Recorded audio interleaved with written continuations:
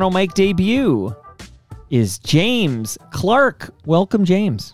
Thanks, Mike. Lovely to be here. Where's the Institute? Okay, I've been hearing about James Clark Institute. Where is the Institute? Where is it? Well, the Institute is pretty much me. So I'm right here. Okay, you're one of those guys. Like, so to make you seem bigger, you've got a consortium of sorts. It's the Institute, not just James Clark. No, that's right. It's a band. It's a rock band. Been playing around Toronto forever. It's a combo. It's a rock and roll combo. Exactly. Well, actually, no, it's 6 people. So what's that? That's a that's, sextup. Sextup. I don't. That's a good question. What it is? It's sexy something. Yeah. Okay, James. Well, thirdly, I'm really excited to meet you. Cam Carpenter tells me you live in my backyard. So without being uber specific, are you like in Long Branch? Where are you coming from? No, I am coming just a little bit east of you. So I am down near Mimico. Roy York. So Mimico. So Dwight is the border. So once you cross to the east, So I'm officially in Mimico. Yeah, because New Toronto is the numbered streets. So once you leave the numbered streets, you're in Mimico. Okay. I had no idea. Okay. Good. You know, a lot of people think when they visit me, they think they're in Mimico, and I have to correct them. Because you're in, what are you in? New Toronto. New Toronto, right. But this is not Mimico, but you live in Mimico. Yes. I was at Mimico Arena for a hockey game yesterday. Okay.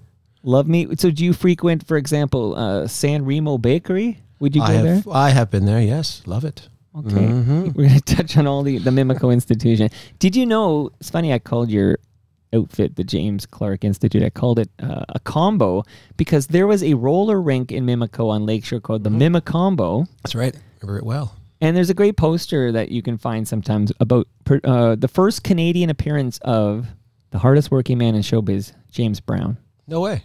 Really? He played the Mimicombo. Yeah. Did he play or did he just roller skate? You know what? Here's my question, James. Did he play while on roller skates? Yeah, that's a good question. Because he could do that. I'd love to see some video. Well, I bet you could do that too. So we're going to get to know you better. I pulled some great jams. Long ride for you here from Mimico. And thank you for the coffee. Not every guest brings me a coffee. Well, of course, I need coffee, so I figured you probably do too.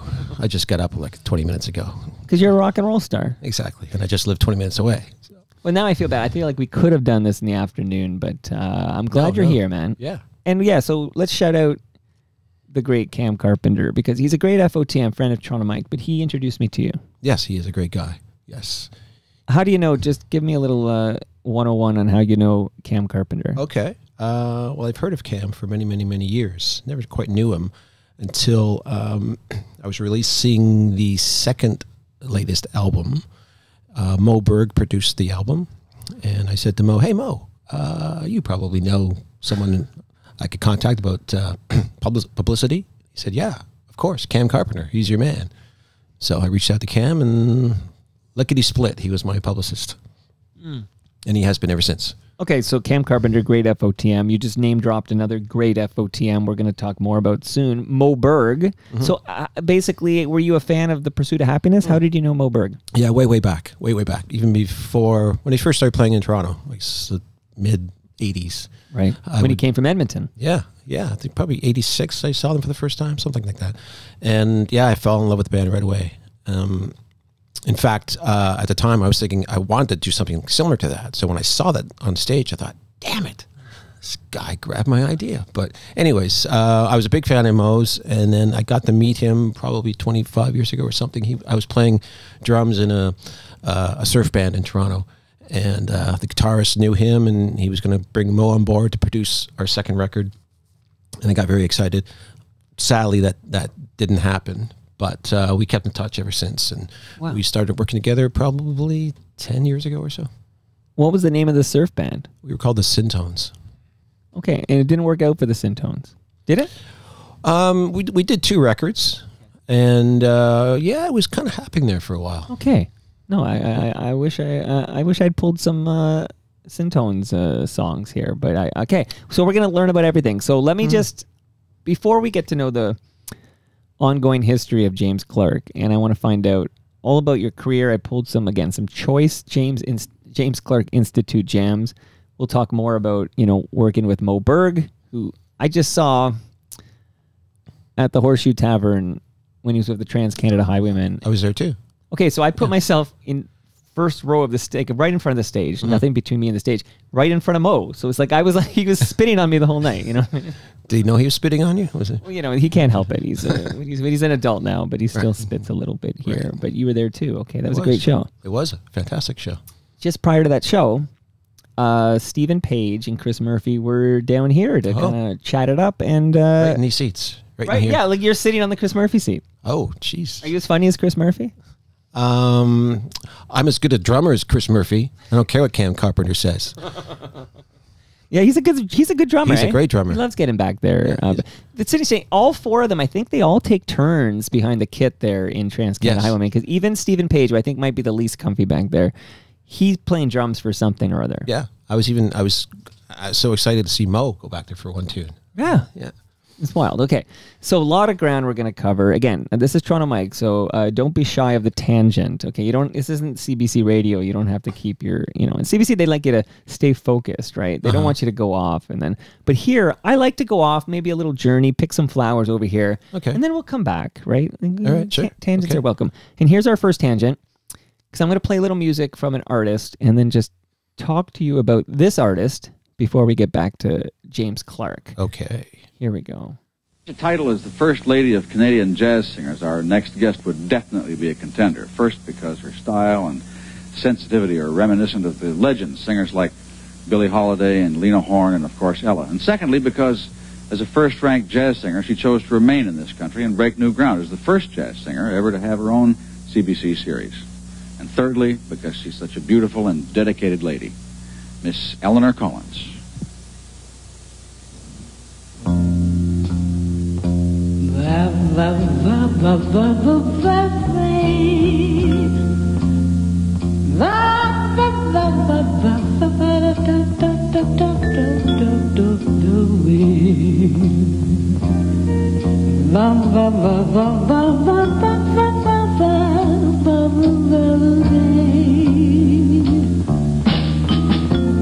On the day I was born, said my father, said he, of an elegant legacy just waiting for you. There's a rhyme for your lips and a song for your heart to sing it whenever the world falls apart. Wow, look, look,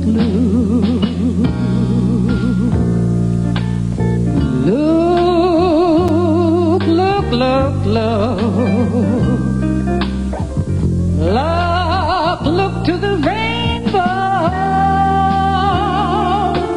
follow it over the hills and streams.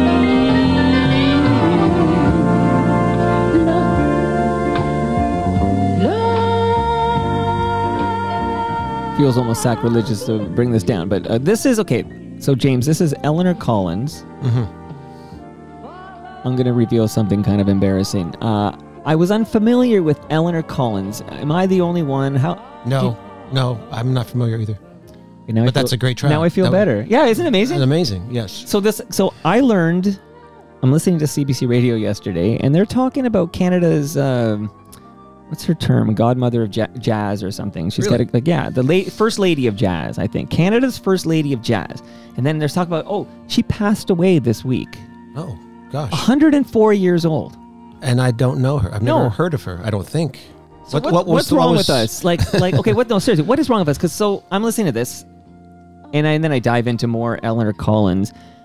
Amazing, like absolutely amazing.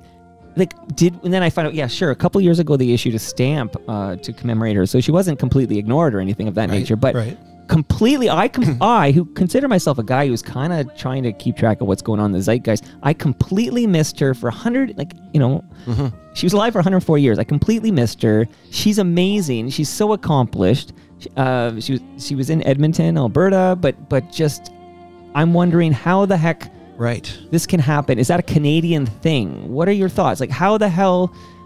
What's think- wrong with us? I think you're right. I think that is a bit of a Canadian thing. Of course, I mean, you think I would have heard of her, even though I'm not like a giant jazz fan. Right. You think I would have heard of her at least, Right. but I don't. But I haven't bought a stamp in years either. So, Right. What show was that from that you were? So this is a 1980 show called. The song is called "Look to the Rainbow," and this is she's playing with the Tommy Banks Orchestra, and it was a series called Jazz Canada that aired on CBC, so nationwide in 1980. Now I will tell you, James, I think we're similar vintage, but I can tell you in 1980.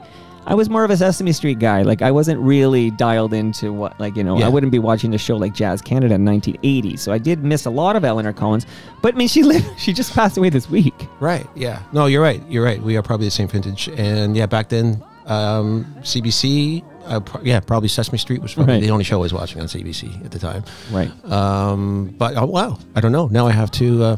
You gotta catch up now. That's what this is for. I figured, okay, you're the first episode since I learned about Eleanor Collins, and I'm here to say, everybody, go listen to some Eleanor Collins, and don't be like embarrassed or shy if you're 5 decades old and you're like, I don't know this name, Eleanor Collins, because you're not alone. But absolutely accomplished. I think she was the first black woman to host a national television show in this country. And you know what? I'm assuming she recorded and made records. Yeah. And I work in a record shop. I have never seen one of her records come through the show. Better late than never. We're gonna scream from the rafters. Eleanor Collins. This song was "Look to the Rainbow," and it was beautiful. And I'm listening to this, and I'm like, this is as good as any American jazz legend that we would all we will praise and worship, and completely, I think, under the radar. And sadly, she was Canadian. Yeah, that whoever decided to pick Edmonton, I guess that was it. But maybe it's because she's not Toronto; she's Edmonton. Maybe that works against her too. But Mo Berg had to come here to be a star. That's right. Yeah. You're right. Maybe that's it. So I thought I have a great musician in the studio. Let's remember Eleanor Collins and find out if I'm the only one who didn't know about her. Well, I know what I'm doing today after I leave here. Yeah, Eleanor Collins. And it's even a great name, right? Like Eleanor Collins, jazz vocalist, Canadian legend, dead at 104. And what a great life. I always think, imagine, and I don't know what the last years of her life were like, but imagine you make it to 104. Can you imagine? No, I cannot imagine that at all. No. Okay. No. I can't even imagine 64, actually. There's a song about that, I think. Will you still let me? Okay. I'm going to ask, when did you realize, James? First of all, are you a Toronto guy? Did you? I am. I grew up not far from here, just a little further west. So did you grow up in Long Branch? I'm trying to work Long Branch into the convo. Okay. How far west do we have to go? You know what? I grew up in a little community called, I'm sure you'll be familiar with this, Alderwood. Of course. Alderwood. They got a swimming pool. I vote there sometimes in advanced voting. Okay. Well, is there Il Paisanos? Is there? Oh, yes, Mike. I still buy a pizza from Il Paisano. I don't blame you. It's amazing. It is. It's fantastic. It's an institution. Speaking, there's a tie-in. Yeah. So, the James Clark Institution. See what we're doing there. Yeah. All right. So you're an Alderwood guy. That's very close. I've moved out of this part of the city. I mean, I've stayed in Toronto all my life, but I've moved to various parts. But I always get sucked back into this South Etobicoke. Yes. What's bringing you back? Is it that you're drawn to the lake? Funny you should say that, because I've lived near the lake for so many years now. I can't imagine not living. I'm 100% with you. I had this chat with my wife this last weekend. I can't.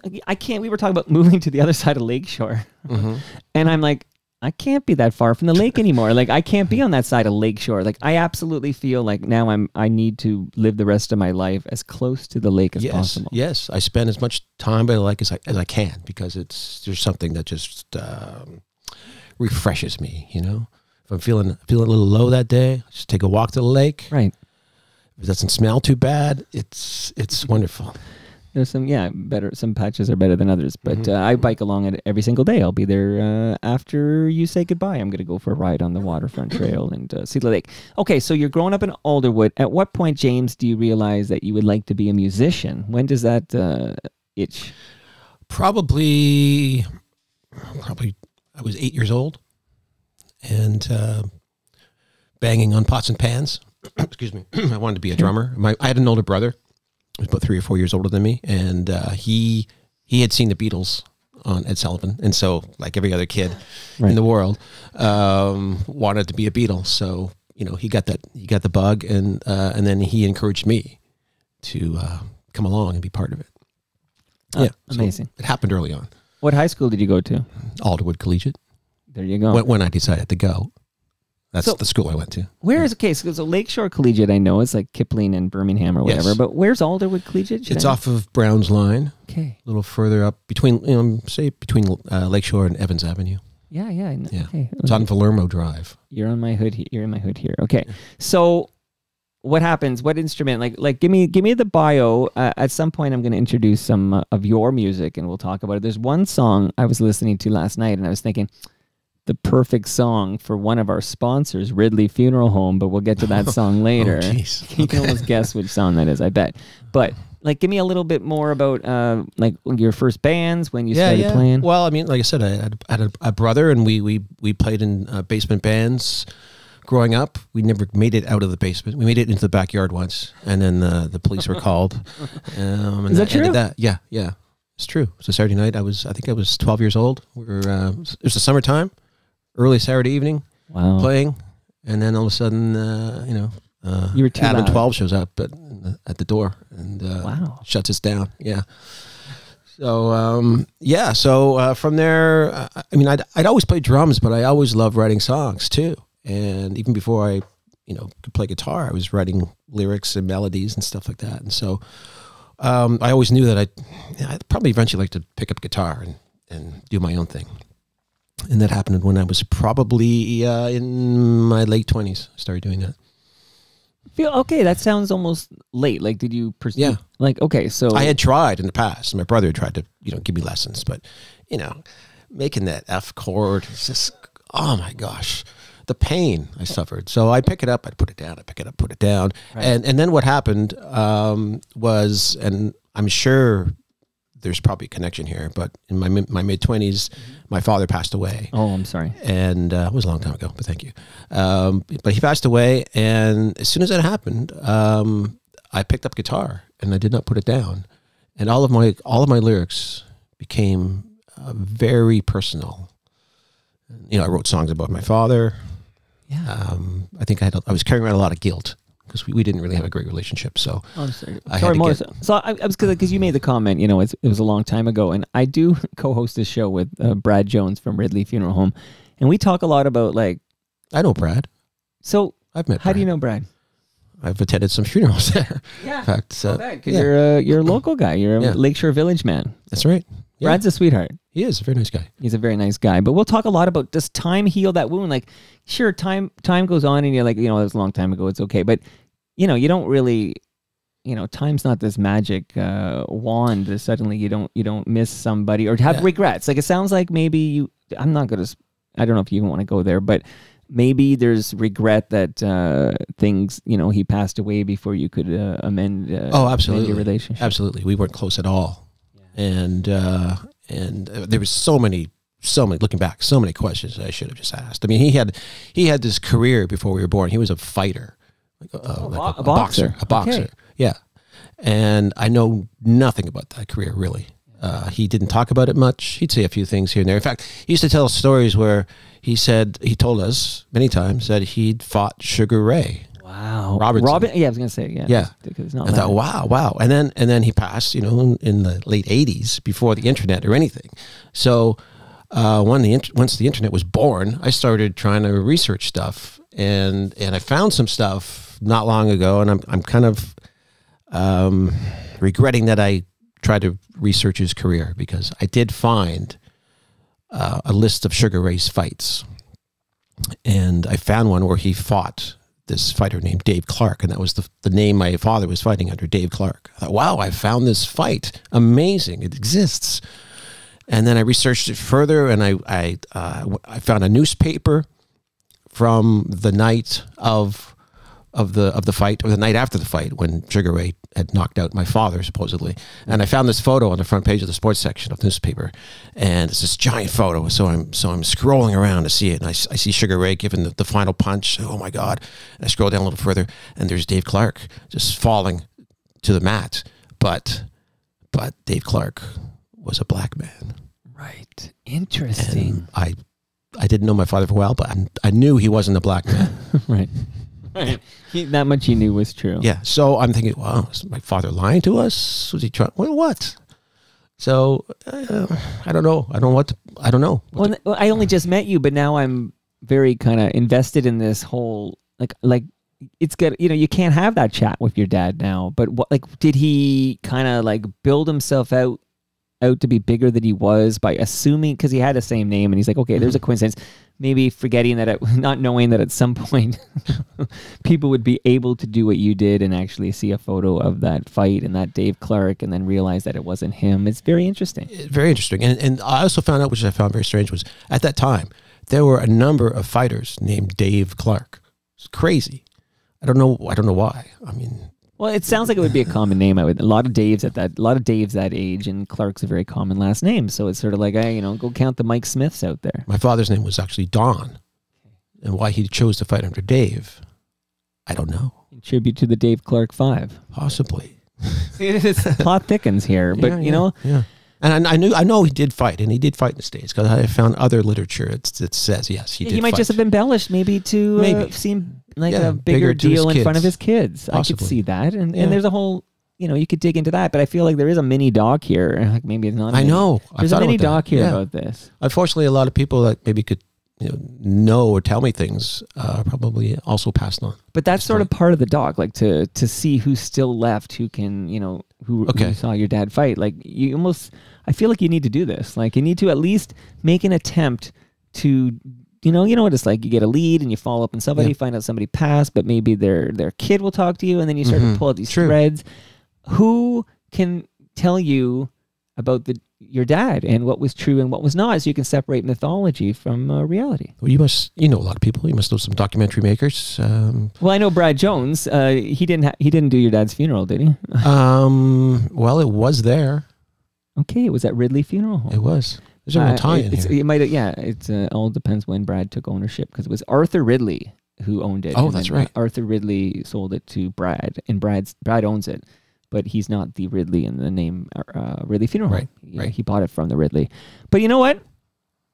Interesting. I'll find out from Brad when exactly. I think it's a little later than the late 80s, actually. So it's probably Arthur Ridley who buried. But you know what? I will say this, that all the records are there. I talk to Brad all the time. Mm-hmm. Like everyone who was buried at Ridley Funeral Home, even before Arthur Ridley owned this thing, it's all these records are kept. Like, right. Yeah, of course. Sure. So we could start. Let's find out what's going on. I feel like we need some closure here. Yes, I do. Please, somebody. So I'll play a little music so we can drink our coffee for a bit. And then again, we're going to talk quite a bit about this new album that has come. What's the name of the new album? It is called Under the Lampshade. And is this the first album that Mo Berg produced for you? This is the third album. Go to the best. Leave the rest. Go to the best. Okay.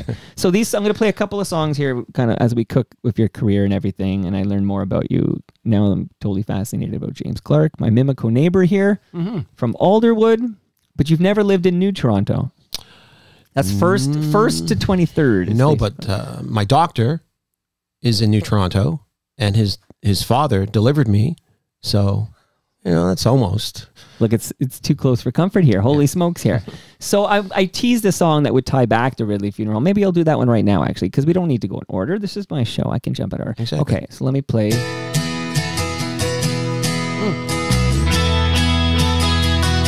kind of ties in. They're burning down the Alderwood, sweeping up my dreams, sir. Finding bits of never coulds and always wishes. The villains down on 14th Street, suffocating the concrete, and their faces look so complete among the ashes. I need someone to help me break this family curse before I'm fixed for the company hearse.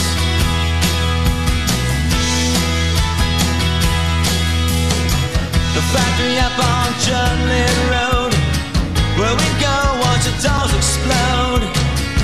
Now houses a different load behind the bricks and mortar. The Colonel's villa is up for lease.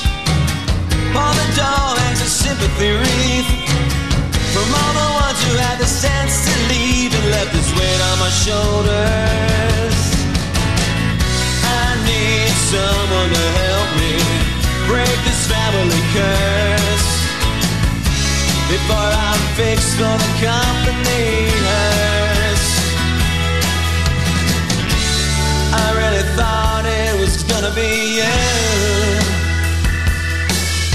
but you decided you cannot deny it. You've much better things to do.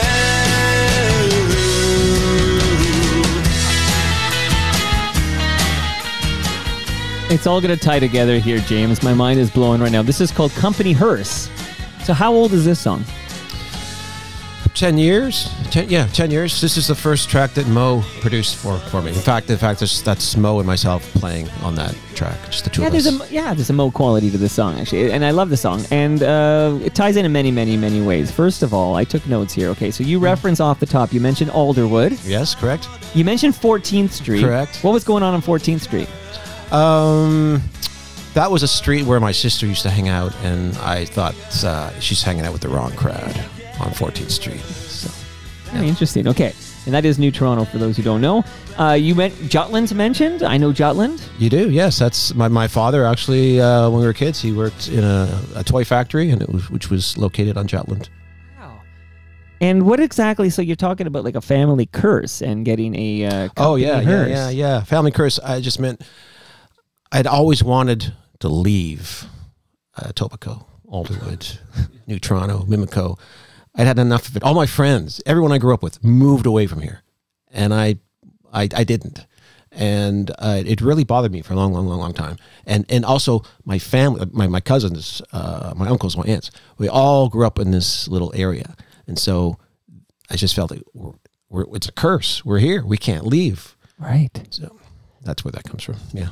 All right. And I wrote those lyrics long time before we actually recorded that song. Well, here, let me blow your mind here. So I've mentioned Ridley Funeral Home a couple of times already. By the way, James Clark, I have a measuring tape from Ridley Funeral Home for you. Wow, thanks. A little memento from your visit here. Wow. So I can tell you, so Brad Jones at Ridley Funeral Home just bought a new hearse, like a brand new 2024. What year is this, James? Okay. A brand new hearse. 2024. Right. Yeah. I guess Cadillac makes these hearses. They bought a new one. But he has a 2010 hearse that's in very good condition that he's now selling. So I can tell, that's just for fun. I only know this because I produce Brad's podcast, Life's Undertaking. But if anyone out there is interested in a 2010 hearse in very good condition, Brad's selling. It's like he said he's looking for about $25,000 for this thing. But if you're looking for it sounds like a reasonable price to me for a good condition hearse. That'd be a good band. I know there's a guy, Jesse Hirsch, who has a farm, and he's thinking it would be a fantastic farm automobile. Yeah. Like there's so many purposes outside of carrying dead bodies. Absolutely. Or the mob, maybe the mob needs. I'm just wondering what they measure with these. Well, what would you like to measure of that, James? I'm not really sure. You'll know when you get there. Like when there's a moment you need to measure something, you'll be like, "Oh, thank goodness Toronto Mike gave me this." Thank you. tape. Yes. And thank you, Ridley Funeral Home. Exactly. Thank you. Shout out to Ridley Funeral Home. And real quick here, before we get back to the music, I have a big question I ask all musicians that I'm very curious about that's coming up right next. But do you like Italian food? I love Italian food. Yes. I'm going to send you back to Mimico with a large lasagna. It's frozen and it's in my freezer right now, and it's courtesy of Palma Pasta. Oh, I'm assuming you don't like pasta. I love pasta. Oh, okay. Because you're giving it away. Don't worry, I keep some for myself, James. Okay. Are you kidding me? I love Palma Pasta. But they sent one over specifically for you. Really? So, yeah. Really? That's very not kind. for the whole institute, because that's too many, but for you, James Clark. You're absolutely... Don't worry, I'm not even going to tell them. You know what, though? There's a lot. Like, you said there's 6 members? There are now 6 members. Okay, name the 6 members. Let's see if you can even remember their names. Oh, jeez. I knew this was going to happen. I wrote them down so I wouldn't forget. Well, there's me. James Clark. Yes. And then there's Tom Gibson, lead guitar player. Okay. It's Tim Gall, bass player. Greg Condy on keys, who has been with me since day one, pretty much. In fact, he actually plays on that Company Hearse track as well. Amazing. And who else? Dean Glover, who plays drums. And we've just added the sixth member. Her name is Marizia Gonzalez. Okay, nice. Yeah, our new harmony singer. Well, I think there's enough lasagna. You can invite them all over. I'm not. Forget it. No way. I will. This is all going to tie in nicely. So not far from where you live is Great Lakes Brewery. Correct. Yeah, you're right. They sent over some fresh craft beer for you. Really? Yeah, you're bringing home some beer with you, some from Mike, Great Lakes. And I here's love your show. delicious, right? Like I know it's in our backyard, so we're kind of like partial to Great Lakes. But I've tried many a beer, and I'm telling you, Great Lakes is the delicious, and it's an independent, family-run operation. Absolutely. Wow. Now, so they're kind. going to host us. This is important, James. I don't know Okay. what you're doing on June 27th. Maybe you don't know yet, but it's a Thursday night from 6 to 9 p.m. We're all collecting. When I say we, I mean FOTMs across the globe, which means Friends of Toronto Mike. So people like yourself will all collect at Great Lakes Brewery 6 p.m. to 9 p.m. on June 27, 2024. And Great Lakes will buy you your first beer, and Palmo Pasta will feed you. And we're just going to have a good time. Like, Wow. just come out. Like, seriously, get that in the calendar. June 27, 6 to 9 p.m. Okay. I'm in. What day? Bring of a the week- guitar. What day of the week is that? Thursday. Okay, I'm there. Okay, and look, James Clark will be there, everybody. I mean, and it's a short jaunt for you to get to Great Lakes Brewery. Yes, I can walk there. You ever been to And a stumble home. You can stumble home, absolutely. Have you ever been to a Toronto Maple Leafs baseball game at Christie Pitts? I never have. Okay, we're going to end that this summer. I'll talk to you more about that later. But I do have an amazing book for you to take home. Check it out. Seriously, this is an amazing book on the history of Toronto Maple Leafs baseball. They play at Christie Pitts. First game is May 12 in the afternoon. It's a wonderful tradition. I'll be talking more about this, and I'll have some like exciting announcements to make about how I'll be involved with some of these games. But that's a kick-ass book on the history, and you're going to love it. Okay, So, cool. James, you got lots going on here. Okay. Who are Thanks, your Mike. musical? Yeah, no problem, man. Toronto Maple Leafs baseball, everybody. Exactly. And I will tease that coming up on the show is Rob Butler. Rob Butler played for our Blue Jays, of course, in the early 90s, and Rob Butler manages that Toronto Maple Leafs baseball team. So he's going to come on, and we're going to talk about his career, the World Series, of course, and we'll talk about Toronto Maple Leafs baseball. I just want to measure this book. Yeah, measure the book, because you got to get some work into that measuring tape there. Hey, who are your musical influences? Like growing up, what were you listening to? Beatles, of course. My brother got me into that. That was the thing about having an older brother who's into music. He just, turned me on all kinds of stuff. So he was bringing home, we lived on the street where we all there was kids and all roughly around the same age. So we'd all share records. And so, he's bringing home records like Beatles and Bob Dylan and The Who. And the first time I heard The Who, I thought, oh my gosh, wow. So it's all really, mostly my main influences would be from that first British invasion. The Kinks. I love the Kinks. I love Ray Davis, one of my favorite songwriters, one of my big influences for sure. And then, I went off as I grew up. I went off different directions, of course. But I find my songwriting is coming back to where I started originally. What influenced me originally. Amazing. Now, what radio station would you be tuned into when you were a teenager? Oh, I was CFNY for sure. Toronto's Rock, Q107 occasionally. I tune in. Yeah, I'd listen to Scruff Connors in the morning. The listenership.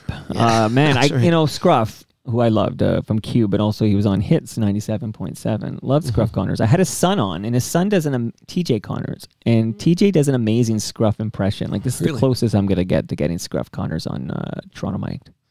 Wow. Shout out to Ridley Funeral Home. But absolutely love Scruff. Okay. But did you listen to Brother Jake?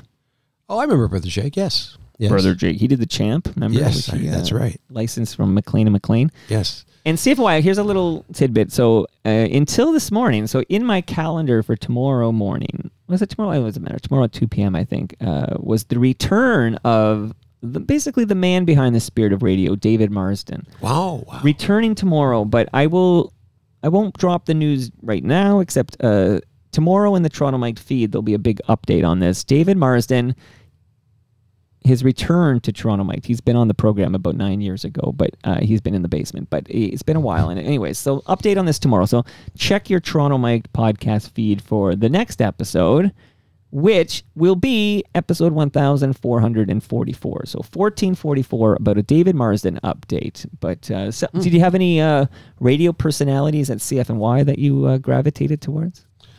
Pete and Geets. Yeah. Geets. Pete and Geets. That's it. Yeah. I love those guys. Yeah. They were my heroes for a long, long time.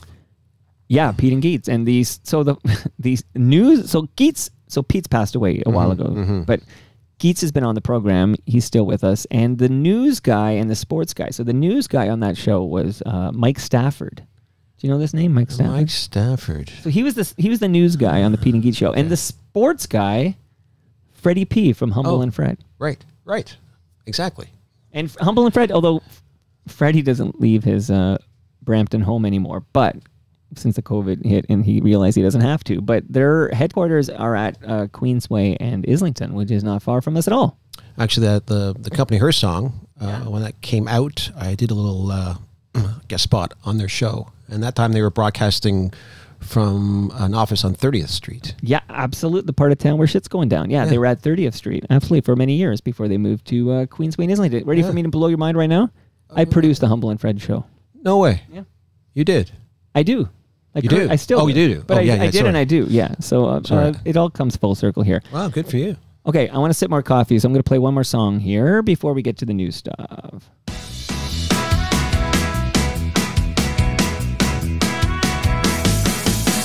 Curtains thick with cigarette smoke have yellowed with time, and your patience for my party jokes have yellowed with time. We can try to hide it all behind friends and alcohol, but our vows, and I know how, have yellowed with time.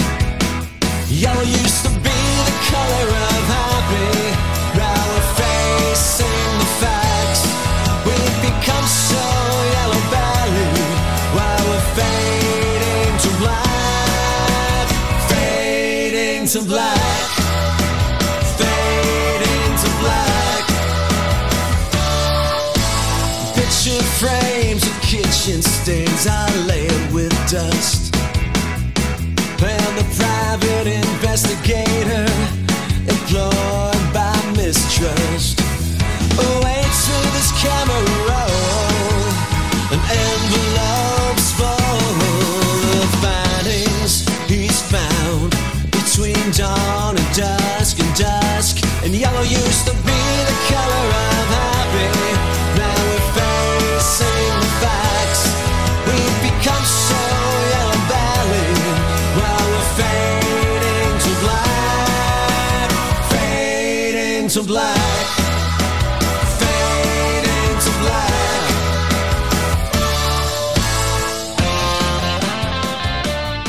I'm digging it, James. Thanks, man.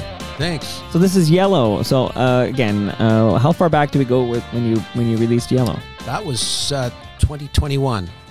Oh, we recorded that. Okay. Yeah, we recorded that. We were just before the pandemic hit.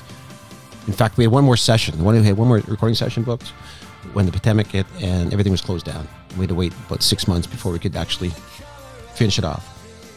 And then I released it during the pandemic, which is a dumb time to release a record, but I did. But what were you going to do? Exactly. Like, I feel like now we can all look back and say, oh, this was weird and that was weird. And there's a lot of fucked up stuff going on, but it was like fucked up for everybody for a variety of fairly decent reasons. Like, you know, like, so what were you going to do? You might as well release some stuff. Exactly. I had to get it out there. I had to get it out of my head. What's bugging me now, I watched a short, I like to see the Oscar-nominated short documentaries so they're like, 15, 20 minutes long. I've been kind of going through these, and then I was watching one yesterday, which was very interesting, except that, people are wearing masks, and you can say, oh yeah, this was filmed. And it's like, for some reason, it bugs me now when I'm watching a show and I see the masks, and I know why they're there, because it was filmed during a time when it was like mandated you had to wear masks. But it's like, I don't really feel like revisiting that. Like, exactly. I don't like how it makes me feel. Yeah. And forever and ever and ever, you're going to know exactly when that was recorded. It's like, oh, that was the pandemic. And then we'll be telling her, do you have any kids? Myself? Yeah. I don't think so. Okay, that's a good answer.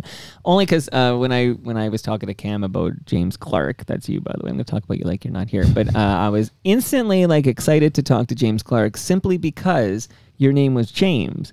And I find I have this reaction to all the James around the world because my firstborn son's name is James. So I have this like really warm thing towards the name James. And I'm like, yeah, I do want to talk to a James. Even if James, not that you are, but even if James was an asshole, I would say I'd like to, he can come over and I'll talk to him because I like James. Well, you know, even the biggest assholes, somewhere inside them, there is a nice guy, right? Somewhere. Not all of them, though. Like some assholes are just sociopathic assholes. Like some of them, there isn't any warm. You don't think so? I think there are some people who are just bad people. You think even the biggest asshole couldn't like bake delicious chocolate chip cookies? Well, I didn't say that, but if that's all it takes to, I love myself chocolate. I like, and I've been cutting back because it's really bad for you, but like I really do like fresh homemade chocolate chip cookies dunked in milk. Because I've always liked it, and I have dramatically reduced my like cow milk intake. Right. Definitely, because I used to drink a lot of cow milk. Okay, and then as my buddy Mark Carey would always say, "Are you a baby cow?" And I'd be like, "No, I'm not a baby cow." And you go, "Then why are you drinking cow milk?" Right. But I still love that dunking chocolate chip cookies in milk. Yeah. I don't drink milk anymore, but I will dunk a cookie into a glass of milk. What kind of milk? Like an oat milk? What kind of milk are you dunking it into? Well, probably, I'm ashamed to say, but cow milk. Oh, okay. I thought you were off the cow milk. I Well, was thinking, no, okay, I what's your just- alternative milk? No. I mean, I've tried the alternatives, and they're all very good. But, if I'm going to dunk a cookie, I'm going to dunk it into cow milk. Go big or go home on that one. Yeah, exactly. Okay, I'm with you here. You got to get it. You got to get a chocolate chip baker sponsorship or something for this show, Yeah, absolutely. and then have me on again. I would do that. I'll bring the milk. It's a short road for you. Okay, so that Yellow is another Mo Berg produced It is. song. Yeah. In fact, it's funny. The two songs you've played, and you've faded them out during the guitar solo, and those are both Mo's brilliant guitar solos. Well, they're so brilliant. It's too much, right? It's Right. too much for a Monday morning. Mo Berg's brilliant guitar solo. So you got to fade somewhere. Okay. Yeah, true. When true. Mo comes over, I'll fade you down, and I'll just play the Bring guitar out the guitar solo, right? when Mo comes back. All right, we're going to get to Under the Lampshade maybe right now. But first, I would just like to let you know, James, Yes. whether you already have a trusted financial advisor or if you manage your own financial investments, I have the podcast for you. It's called The Advantaged Investor. It's from Raymond James, Canada. It's hosted by Chris Cooksey. Much love to Chris Cooksey. And it provides the engaging wealth management information you value as you pursue your most important goals. So you're going to subscribe to The Advantaged Investor. Of course. Right away. Yes. Right away. Well, I don't see you whipping out that phone yet. What's going on here? And this is, I think you're a musician. I know you're a musician, but I think you probably have like a drawer full of old tech, like maybe old cables, Oh, yeah, sure. and like you're never gonna, that stuff's been there probably for 15 years now, and it's like that technology is like antiquated. coming and back? No, don't throw that stuff in the garbage, okay, James? You're gonna go to recyclemyelectronics.ca. You stick in your Mimico postal code, and it spits out, hey, right by you, there's this depot we accredited where you can drop that off, and they will properly recycle that, so it doesn't end up in our landfill. What's that website again? Recyclemyelectronics.ca. Okay. Got it. Thank Okay, you. you're learning a lot from this. This is an visit. educational show. I got to tell you. We learned about Eleanor. We had, Yep. we Yep. learned about Eleanor Collins. You're learning about you already knew where to get your good beer, but now you're learning where to get your good pasta. You're learning about. We're gonna get you to Christie Pitts this summer for a Toronto Maple Leafs game. It's been That's wonderful. right. Wow. And the show isn't even over yet. No, we're just getting to Under the Lampshade. So it is available now, everybody. Under the Lampshade. It's available now on all streaming services. And tell me, you can get the gatefold vinyl. You can. Where would you go to get the gatefold vinyl of Under the Lampshade? Well, if you could come over to your house, because I have one in my bag right now. Well, give it to me right now. I'm Come going on. to. You gave me a coffee.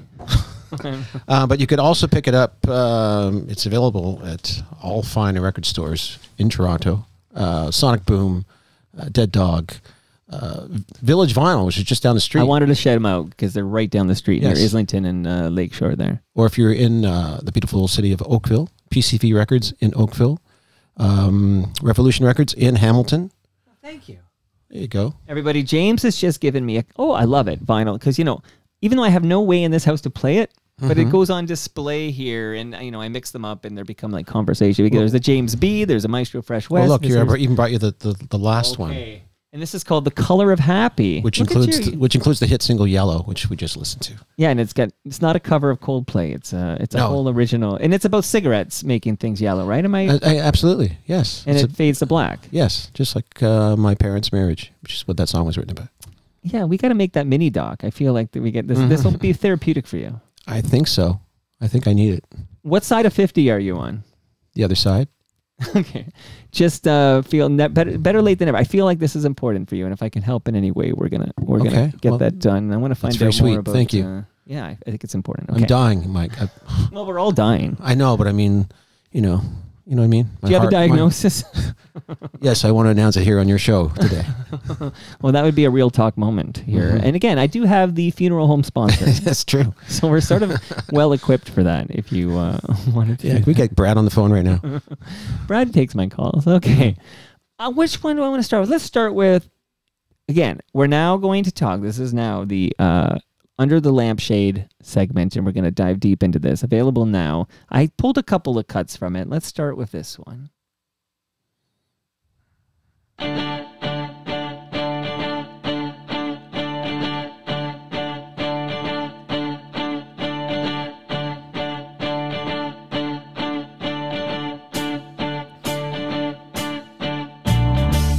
Well, so much for looks being deceiving. You're an open book that requires no repeated readings. The shutters are all closed. You shudder to yourself. She's not coming back this time. The glow paint sets her on the ceiling. In your pathetic world, you're a majestic fool, known to the ladies as Prince Alarming. And it's whatever o'clock in the morning, and you are literally all alone. It's whatever o'clock in the morning. It's time to take stock at whatever o'clock in the morning.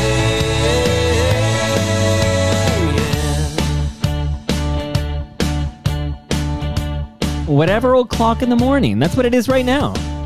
Let's just check my watch. I'm digging it. What's this jam about? I really don't know. It's actually funny. I would say 99% of my songs are written from personal experiences. This one isn't really. Yeah. Yeah. I just realized as I was listening to the song, I looked down. I have a big stain on my sweater. Like you weren't going to tell me, James. Like I got tomato sauce. I think that's Palma pasta tomato sauce all over my sweater. Sorry. I was looking in your eyes, not.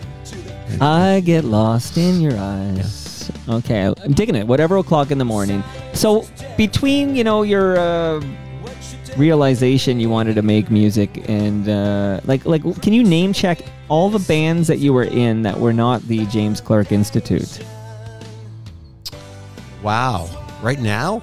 Well, yeah, you lived this life. Like, Okay, well, you're the authority. We mentioned the Syntones. Okay. I also played in couple similar bands. I'm in another band at the moment. Okay. A new band where I play drums. We're called Flashbangs, and we just we made our debut a week ago Friday at the Dakota. What's the name? Who's in this band with you? The Flashbangs. Flashbangs? It's not there's no the. It's just That's important to you, right? Yeah. It's just Flashbangs. It's myself on drums. It is George Westerholm on guitar and vocals. He also has a surf rockabilly band, which I used to play drums in, called George Westerholm and the Wild Wildcats. So yeah, I used to play with them. I got fired. I don't know why. He never told me. But I guess he likes me because I'm drumming in this new band with him. Well, you didn't ask him? No, I Like, are you no. afraid to find out, like, what it was? Well, you know how I found out? I found out because they had a gig, and You weren't invited. I was invited to the gig, but I wasn't told about the gig. I was like, wait a minute. You're not playing in that gig. No. And I said, hey, George, what's going on? And he just laughed. So, and then there's, the bass player in Flashbangs. It's Sean Ryan, amazing bass player. He also has a connection to the James Clark Institute. He directs all the videos. Oh. Yes. If you've seen any of your videos, that's all Sean's work. Yeah, I've been looking at a lot of James Clark Institute videos this past week, preparing for your visit. Okay. Yeah. So he's a brilliant video maker. But back, so this George guy, you're in a band, and then there's a gig for this band, and George doesn't, he doesn't tell you, oh, you're playing a gig. Can you play a gig with us this day or whatever? No. But did you attend this as like a No spectator? way. You kidding me? But you're in. But here's the thing: you're in a band with him now. Yeah, I know. The Flashbang. Oh, I sorry, know. There's no You don't- duh. I mentioned this earlier. Okay, I know you did, but Spoons. The Spoons. This is a common discussion point on Toronto Mike. Gord Depp tells me he doesn't care, but you do care. This is important. It's just Flashbangs. Well, this is coming down from George. It's not me. I called a certain band Tragically Hip, and Jake Gold was not happy with that. He told me, no, it is not Tragically Hip. It is the Tragically See, Hip. it's very important. Either you want it or you don't want it, and people get very Passionate about it. Yes. Okay, Flashbangs. Okay, so the fact that George has you in you're in Flashbangs with George. No awkwardness there. Like you don't resent George at all. Well, of course I do. No, of course you do. You're only human. I joined the band just so I could play shitty and That's very passive aggressive of songs. you. That's like the most passive aggressive thing I've ever heard. see. I am a bit of an asshole. See. Yeah, but I don't like people who are purely sweet. Like I need a little assholery in there. Right. No. Of course I jest. George is a great guy. He's a great friend of mine, and if truth be told, I'm happy I don't play in that stupid band anymore. Well, that was a shitty band, right? Yeah, it was Let's a be shitty honest band. Here. Yeah. They sucked. Yeah. In fact, his current drummer came out to Flashbangs debut. I almost said the Flashbangs. You almost did. Yeah. And he came out and he just stood there and tried to psych me out all night. Yeah, just staring at you, Yeah, with his arms exactly. crossed like Yeah. that. Yeah. Okay, well, I love to hear about what's going on in this great Toronto music scene here. Okay, so obviously Mo Berg, he's playing some guitar. I hear harmony vocals from Mo. Like that's Mo on harmony, right? I hear In Mo. that track, yes. Yeah, I hear Mo, and it's got. I mean, Mo is like the master of the pop rock thing. Like he's just so. What does he bring to the table? Because you're writing these songs, and Yes. he just makes them more Mo-ish. He at times he can make him more Mo-ish, yes. But I think he really, he brings out the best of the song for sure. And he gets, I think what it is he gets where I'm coming from, and just knows what to do with the tune. Really. Amazing. So we're live streaming at live.torontomike.com, and there is a question for you on the live stream. Are you doing anything for Record Store Day in April? Me personally? Yeah. Will I be attending? Or I don't know. performing, Will or- James Clark Institute, I don't know. Are you doing anything No. for Record Store Day? It's okay if the answer is no. I think The answer is Jeremy's curious. The answer is no, and the reason is because I work in a record shop, and so I have to be there. Which record store do you work at? PCV Records in Oakville, Ontario. Well, that's why you shouted them out earlier. Okay. Yeah. Very cool. Ben Rayner works in a record store now in the Danforth. Which one? I wish I could tell you the name of Ben Rayner's because it's so far east. It's like that's a whole, it's like East York or something. On So- Danforth. Yeah, there's a record. So that's where you'll find Ben Rayner these days, and he's a good friend of the program. But we got to get Ben Rayner some James Clark Institute. Yes. But that's a good question. Is it the James Clark Institute? It is. It's So right if there. I- It's right there on the graphic there. And you're consistent, right? I won't Yes. find any instances where it's just JCI. Although some people, I do play this music festival every year, and he always introduces us as James Clark Institute. Right. There's never a the in his introductions. Never. And you've been holding that for a while here. Okay, what festival is this? This is the International Pop Overthrow Festival. Yeah. Are they back in 2024? They'll be back. Whereabouts are we talking? They're going to be at the Painted Lady Okay. in November. Shout out to Ian Thomas. Okay, very nice. Mm-hmm. Now, where did you record this new album, Under the Lampshade? This was recorded at Union Sound Company in the East End of Toronto. Incredible studio. Darren Miguel engineered the whole thing, and he's fabulous. In fact, he's strange. He's an ex, I don't know if you know this, but Mo Berg, of course, teaches a production course in London, Fanshawe College, and Darren is a past student of Mo's. So they get along famously. And Darren is just a very, very, very talented guy. Awesome. Any relation to Bob McGill from our Toronto Maple Leafs? I don't believe We so. have to find out. I never... McGill's a common name, but okay. Yeah. All right. Not now as common as Clark, though. No, well, any relation to Wendell? I got a picture of Wendell in the studio here. Oh, haven't I mentioned this? Yes. Kelvington, Saskatchewan's own. A lot of Clarks out there. Let me kick out another song from this new album, if you don't mind.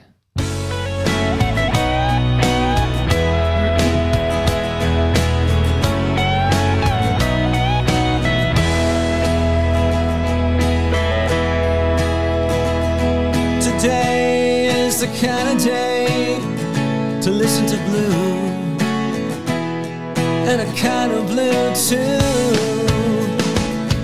Rain on my parade, cause the floats to wash away, and the wind won't inflate a kind of you. Down on 30th, the downpour was murderous, but I had some troubles to wash away. Refused by your wedding kiss, I perused my top 40 list, and I found a couple of mainstays. Now today is the kind of day to listen to blue, and a kind of blue too. Rain on my parade, cause the floats to wash away, and the wind won't inflate a kind of you. Number 3rd line when your telegram arrived, black and white, it was over. When the radio turned on me, the piano played blue and green, and these two standards became my saviors. Now today is the kind of day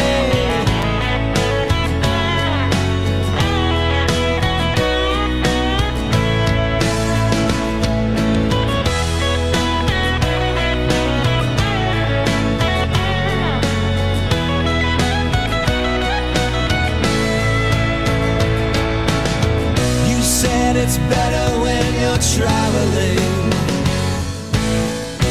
Miles and miles of meandering. Meanwhile, my sweater is unraveling, metaphorically. Don't you know today is the kind of day to listen to blue, and a kind of blue too. Rain on my parade, cause the floods to wash away, and the wind won't inflate a kind of you. No, the wind won't inflate a kind of you. No, the wind won't inflate a kind of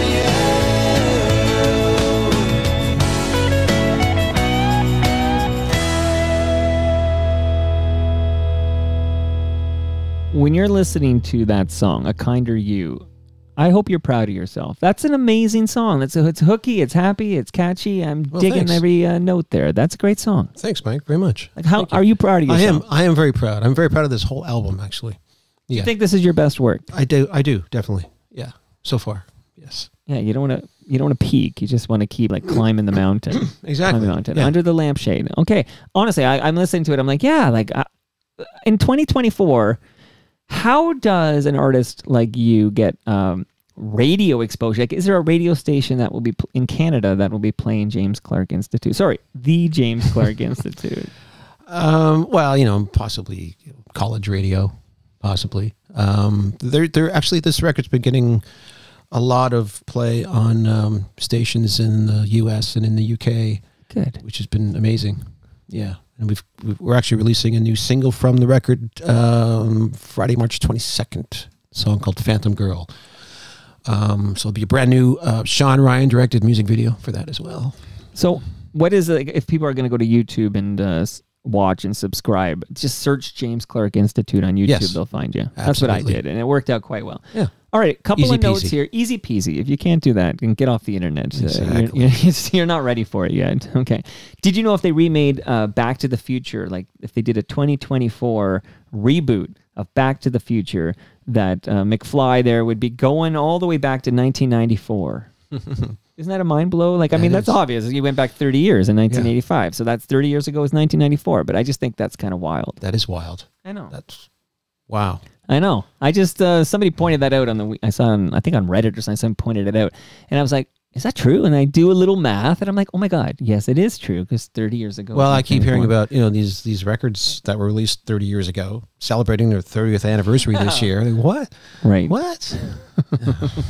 What really gets me personally, as a guy who's I'm turning 50 this year, but like an album I bought at the record store and loved is turning and then I'll be hearing, oh, it's about to turn 40 or something. And I'm like, well, that doesn't really work because the Beatles were 40 years ago, right? Like I'm doing this math in my head and I'm like, something like I lost like 25 Yeah. years somewhere in the mix there. I That's don't the get it. weird thing about time, right? We just, Yeah. And it just speeds up as you get older. doesn't it? Okay. Yeah.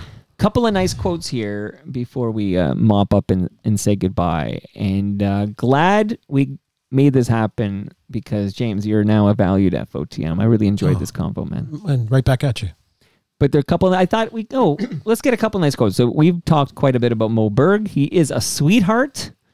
And here's a quote from Mo Berg about you. Okay, so we're going to, pump your tires a bit on the way out here, as if you need any more, tire pumping here. James takes the power pop traditions of the Beatles, Jellyfish, and Split Enz and combines them, I'm all choked up reading this, and combines them with the high IQ lyrics of Elvis Costello and Joe Jackson. The result makes him one of Canada's greatest unsung songwriters. Like, think about that quote. Like, you should just get that tattooed on your chest. It's on my ass already. Well, that's where it belongs. So, but that's an amazing quote from a great musician. But that's not wonderful. a quote because you cut a check for him, right? This is No. We did the record, and I said, "Hey Mo, could you say a few words?" He's comparing you to the Beatles and Elvis Costello. I know. You're not gonna get out of this basement if a head that big after this. I'm definitely going to bump my head on the ceiling. Yeah, for sure. Yeah, I know. It's wonderful. When I read that, I thought, "Oh my gosh, Mo, you're a wonderful person." But he does. This is an interesting line. I just want to pick at before I read one more quote from another valued FOTM. But unsung, that word unsung. Okay, so he throws in a qualifier because he's not putting you there with Neil Young and Joni Mitchell because they're not unsung. Nope, definitely not. You're one of Canada's greatest unsung songwriters. Yeah. But we opened this conversation by remembering somebody I just learned existed, and she was here for a century. Eleanor Collins. Again, we come back to you're a South Etobicoke guy. That you're Canadian. You stuck around, like you said. You wanted to get out. You never got out. You're still here. You didn't go to L.A. I did not. No, you're still here. I'm right here. Did you walk here? I did walk here. Okay. Two cups of coffee in my hand. You got lots of stuff to walk. I got to figure out, you got to get you a bag or something. You got some stuff to walk back with you. That book is heavy, by the way, because I carried I know. It's, you got a lasagna and it's going to be full. Okay. But unsung, why are there so many talented unsung musicians in this country? Why is it there a sentiment I have why we respect Neil and Joni so much? Because Americans That's right. They told us they were good. They left Canada. So tragically hip aside, which is sort of this own anomaly, an outlier. Tragically, yeah. Jake's online too here. Jake, what is it? Yes, I'm sorry. Okay. But what the fuck? Like, why are there so many? It's been a head scratcher forever. I don't get it. I don't know. We just take you for granted because if you were any good, you'd be I don't know, you'd be on the Billboard Hot 100. Right. That's what it is. That's how people think too. It's like, oh, you can't be that good. No hits. You're here in the Etobicoke. You can't be very good. And they're going to be like, what's your hit that I heard on Kiss 92.5? It's funny you say that because like I mentioned I work at this record shop, PCV Records. Yeah. And PCV. of course I sell the records in the shop, which is a great bonus for working there. And, you know, customers will buy it. But I almost feel like sometimes they're doing it out of pity or something. Oh, this guy works at a record store. He has a record. Okay, I'll buy it. And then they come back in and say, wow. Yeah, it was good. Yeah. Well, okay, so Cam's like, hey, like I wasn't sure who James Clark was, but Cam Carpenter's like, this guy's good, and he's in your backyard. You talk to him. And I'm like, okay, let me go listen to his stuff, okay? So I go and I start listening, and I'm like, yeah, I'll talk to James Clark, not because he's in my fucking backyard, but because it's good. Like, it's I wouldn't, you know, and I always wonder, would a Mo Berg, obviously, that's his hustle. He's a professional. But Yes. if Mo Berg heard your stuff and it sounded like my stuff, would he take your money and produce I've never that? heard your stuff, Well, so let's just assume it's not very good, okay?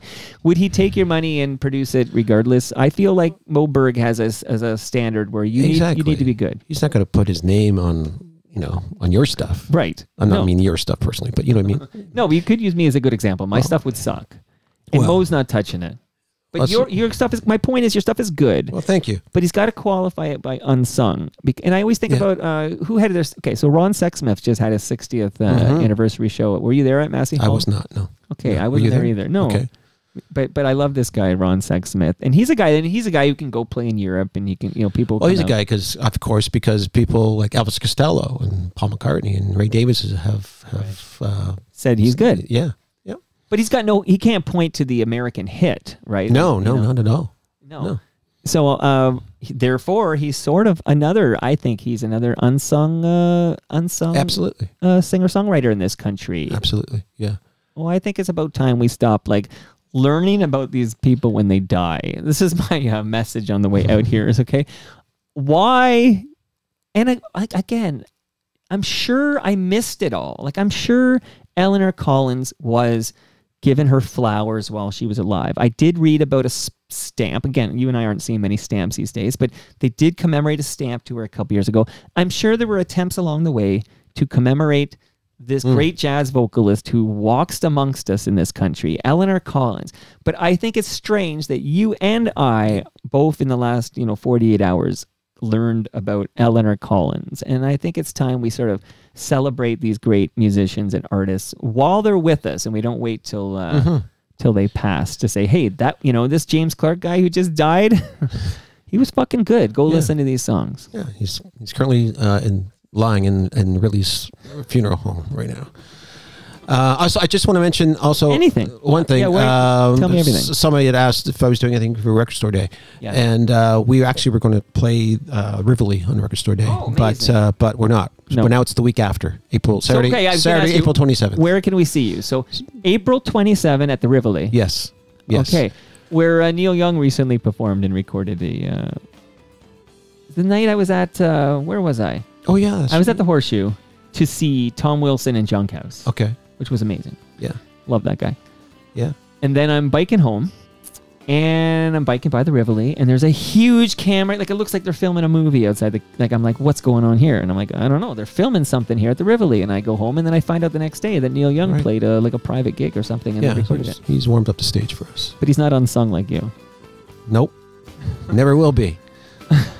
Is there a website where we can learn more about the James Clark certainly Institute? can. You could go to clarkinstitute.com.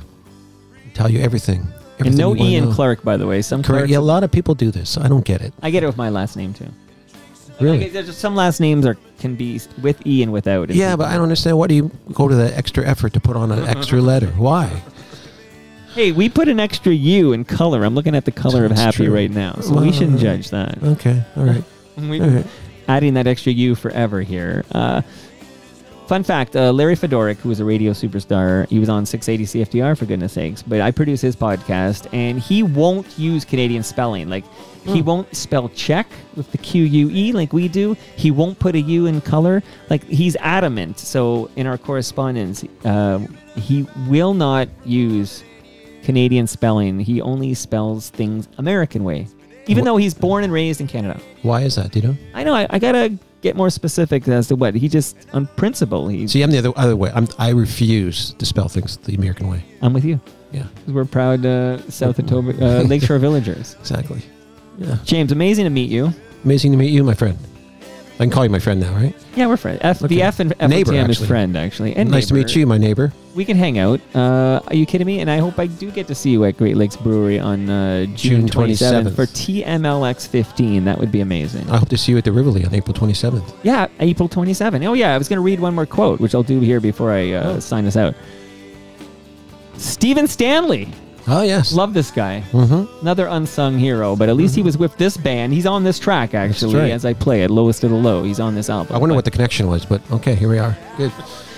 if you tell me there's a finer songwriter than James Clark out there today, I'm going to come looking for you. That's a great quote. It is. It is. Yep. So that's game recognizing game. Yeah, it's wonderful to be recognized by people that I admire. And that brings us to the end of our 1,443rd show. You can follow me on Twitter and Blue Sky. I'm at Toronto Mike. Much love to all who made this possible. That's Great Lakes Brewery, Palma Pasta, RecycleMyElectronics.ca, Raymond James Canada, Toronto Maple Leafs Baseball, and Ridley Funeral Home. See you all tomorrow. It'll be clearer tomorrow when I drop episode 1444. But in the calendar is David Marsden. I'll explain more tomorrow. See you all then. Everything is rose and green. Well, I've kissed you in France and I've kissed you in Spain, and I've kissed you in places I better not name. And I've seen the sun go down on Shakla